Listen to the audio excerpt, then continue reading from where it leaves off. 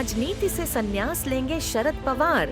बोले, 14 चुनाव लड़ चुका हूँ, मुझे कहीं न कहीं रुकना पड़ेगा।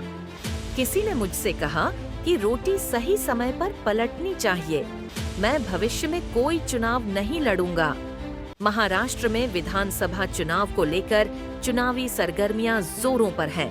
इस बीच राष्ट्रवादी कांग्रेस पार्टी एनसीपी के संस्थापक शरद पवार ने मंगलवार को राजनीति से संन्यास लेने का संकेत दिया। 83 वर्षीय पवार ने कहा कि 18 महीने में राज्यसभा का कार्यकाल समाप्त होने के बाद वह कोई और चुनाव नहीं लड़ना चाहते हैं।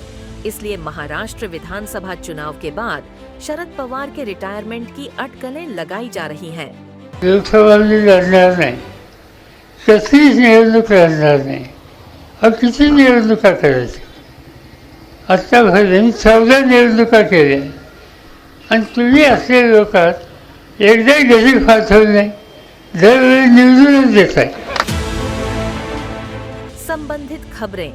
1999 में एनसीपी की स्थापना करने वाले अनुभवी राजनेता शरद पवार ने मंगलवार को पश्चिमी महाराष्ट्र में अपने पारिवारिक गढ़ बारामती में बड़ा बयान दिया।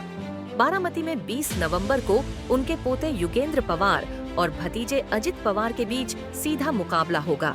शरद पवार ने कहा, मैं सत्ता में नहीं हूँ और राज्यसभा में मेरा कार्यकाल 1.5 साल और बचा है।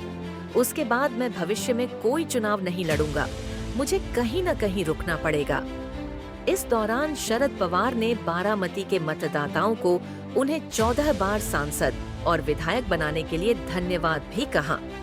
बता दें कि राष्ट्रवादी कांग्रेस पार्टी एसपी प्रमुख शरद पवार ने पिछले साल भी अपने संन्यास की घोषणा की थी, लेकिन एनसीपी नेताओं और कार्यकर्ताओं के मनाने और विरोध प्रदर्शन के चलते उन्होंने अपना फैसला बदल दिया था।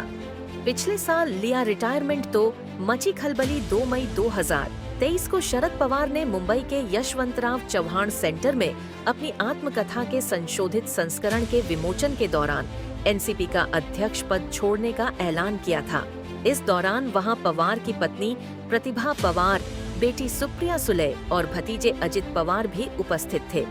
इस कार्यक्रम में जयंत पाटिल, प्रफुल्ल पटेल, छगन भुजबल, सुनील तटाकरे, जितेंद्र आव्हाड, धनंजय मुंडे समेत एनसीपी के सभी बड़े नेता मौजूद थे। शरद पवार के सक्रिय राजनीति से हटने के ऐलान से सभी भावुक हो गए और कार्यकर्ता फैसला वापस लेने की मांग को लेकर धरने पर बैठ गए। कुछ दिनों बाद पवार ने अपना इस्तीफा वापस ले लिया। इससे कुछ समय पहले उन्होंने पार्टी की यूथ विंग को संबोधित करते हुए कहा था, किसी ने मुझसे कहा कि रोटी सही समय पर पलटनी चाहिए, अगर न पलटी जाए तो वह खाने में कड़वी हो जाती है। महज 2 महीने बाद जुलाई 2023 में अजित पवार और एनसीपी के कई नेता राज्य में एकनाथ शिंदे शिवसेना बीजेपी सरकार में शामिल हो गए, जिससे शरद पवार द्वारा स्थापित पार्टी 2 हिस्सों में बंट गई।